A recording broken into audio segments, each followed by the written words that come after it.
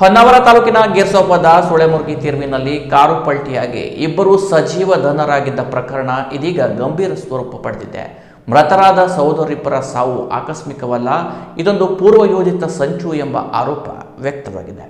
ಹೊನ್ನಾವರ ತಾಲೂಕಿನ ಗೇರ್ಸೊಪ್ಪದ ಸುಳೆಮುರ್ಗಿ ತಿರುವಿನಲ್ಲಿ ಸಂಭವಿಸಿದ ಕಾರು ಅಪಘಾತದಲ್ಲಿ ಸಜೀವವಾಗಿ ದಹನರಾದ ಇಬ್ಬರು ಸಿದ್ದಾಪುರ ತಾಲೂಕಿನ ಗುಂಡ್ಗುಂದದ ಸಹೋದರರಾದ ಚಂದ್ರಶೇಖರ್ ವೀರಭದ್ರ ಹಸ್ಲರ್ ಹಾಗೂ ಮಂಜುನಾಥ ವೀರಭದ್ರ ಹಸ್ಲರ್ ಎಂದು ಗುರುತಿಸಲಾಗಿದೆ. ಇವರ ಸಾವು ಆಕಸ್ಮಿಕವಲ್ಲ, ಇದೊಂದು ಪೂರ್ವಯೋಜಿತ ಸಂಚು ಎಂದು ಆರೋಪಿಸಿದ ಉತ್ತರ ಕನ್ನಡ ಜಿಲ್ಲಾ ಹಸ್ಲರ್ ಕ್ಷೇಮಾಭಿವೃದ್ಧಿ ಸಂಘವು ಅನುಮಾನ ವ್ಯಕ್ತಪಡಿಸಿದೆ. ಈ ಕುರಿತು ಸಂಘದ ಪದಾಧಿಕಾರಿಗಳು ಜಿಲ್ಲಾಧಿಕಾರಿಗಳಿಗೆ ದೂರು ನೀಡಿ ಉನ್ನತ ಮಟ್ಟದ ತನಿಖೆ ನಡೆಸುವಂತೆ ಆಗ್ರಹಿಸಿದ್ದರು. ಜನವರಿ 6ರಂದು ಮಂಗಳವಾರ ಬೆಳಗ್ಗೆ ಸಿರ್ಸಿಗೆ ಬ್ಯಾಂಕ್ ಲೋನ್ ಪಡೆಯಲು ಈ ಸಹೋದರರಿಬ್ಬರು ಬ್ಯಾಂಕ್ನಲ್ಲಿ ತೆರಳಿದ್ದರು. ಅಂದು ಮಧ್ಯಾಹ್ನ 12 ಗಂಟೆಗೆ ಮಂಜುನಾಥ್ ಪತ್ನಿಗೆ ಕರೆ ಮಾಡಿ, ನಾನು ಸಿದ್ದಾಪುರದಲ್ಲಿ ತಮ್ಮ ಚಂದ್ರಶೇಖರ್ ಹಾಗೂ ಚಂದ್ರಘಟಗಿಯ ಪ್ರಮೋದ್ ಎಂಬುವರ ಜೊತೆ ಇದ್ದೇನೆ ಎಂದು ಹೇಳಿದ್ದರು. ಆದರೆ ರಾತ್ರಿ ಇವರು ಮನೆಗೆ ಬರದೆ ಫೋನ್ ಸ್ವಿಚ್ ಆಫ್ ಆಗಿತ್ತು. ಬುಧವಾರ ಬೆಳಗ್ಗೆ ನೋಡಿದರೆ ಗೇರ್ಸೊಪ್ಪದಲ್ಲಿ ಕಾರು ಬಿದ್ದು ಸುಟ್ಟು ಕರಕಲಾದ ಸ್ಥಿತಿಯಲ್ಲಿ ಇವರ ಶವಗಳು ಪತ್ತೆಯಾಗಿದ್ದವು. ಬೈಕ್ನಲ್ಲಿ ಹೋದವರು ಕಾರಿನಲ್ಲಿ ಹೇಗೆ ಬಂದರು, ಇವರಿಗೆ ಕಾರು ಕೊಟ್ಟವರು ಯಾರು ಎಂಬ ಸಂಗತಿ ಇನ್ನೂ ನಿಗೂಢವಾಗಿದೆ. ಹಾಗಾಗಿ ಪ್ರಕರಣವನ್ನ ಗಂಭೀರವಾಗಿ ಪರಿಗಣಿಸಿ ಸೂಕ್ತ ತನಿಖೆ ನಡೆಸಿ ಈ ಪ್ರಕರಣದ ಸತ್ಯಾಸತ್ಯತೆಯನ್ನ ಬಹಿರಂಗಪಡಿಸಬೇಕು ಎಂದು ಹಸ್ಲರ್ ಕ್ಷೇಮಾಭಿವೃದ್ಧಿ ಸಂಘ ಹಾಗೂ ಮೃತರ ಕುಟುಂಬಸ್ಥರು ಜಿಲ್ಲಾ ಪೊಲೀಸ್ ಇಲಾಖೆಯನ್ನು ಕೂಡ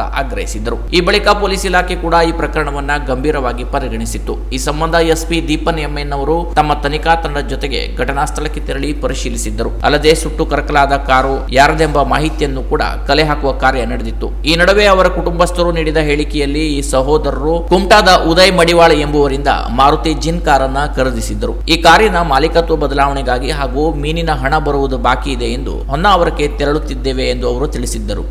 ಸಹೋದರರಿಬ್ಬರು ಸಿದ್ದಾಪುರ ಮಾರ್ಗವಾಗಿ ವೇಗವಾಗಿ ಕಾರಿನಲ್ಲಿ ಬರುತ್ತಿರುವಾಗ ಗೇರ್ಸೊಪ್ಪದ ಸುಳೆಮುರ್ಗಿ ಬಳಿ ಇಳಿಜಾರು ಪ್ರದೇಶವಿದ್ದು ಕಾರಿನ ನಿಯಂತ್ರಣ ತಪ್ಪಿ ಪಲ್ಟಿಯಾಗಿದೆ. ಈ ಅಪಘಾತದಲ್ಲಿ ಕಾರಿಗೆ ಬೆಂಕಿ ಹೊತ್ತಿಕೊಂಡು ಸುಟ್ಟು ಹೋಗಿದೆ. ಕಾರಿನೊಳಗಿದ್ದ ಈ ಇಬ್ಬರು ಸಹೋದರರು ಕೂಡ ಸಜೀವವಾಗಿ ದಹನರಾಗಿರುವ ಸಾಧ್ಯತೆ ಇದೆ ಎನ್ನಲಾಗಿದೆ. ಆದರೂ ಪೊಲೀಸರು ಈ ಬಗ್ಗೆ ಇನ್ನಷ್ಟು ತನಿಖೆ ಕೈಗೊಂಡಿದ್ದು ಇನ್ನೇನಾದರೂ ಮಾಹಿತಿ ದೊರೆಯುತ್ತದೆಯಾ ಎಂಬುದನ್ನು ಕಾದು ನೋಡಬೇಕಿದೆ. Canara plus news, Honnavar.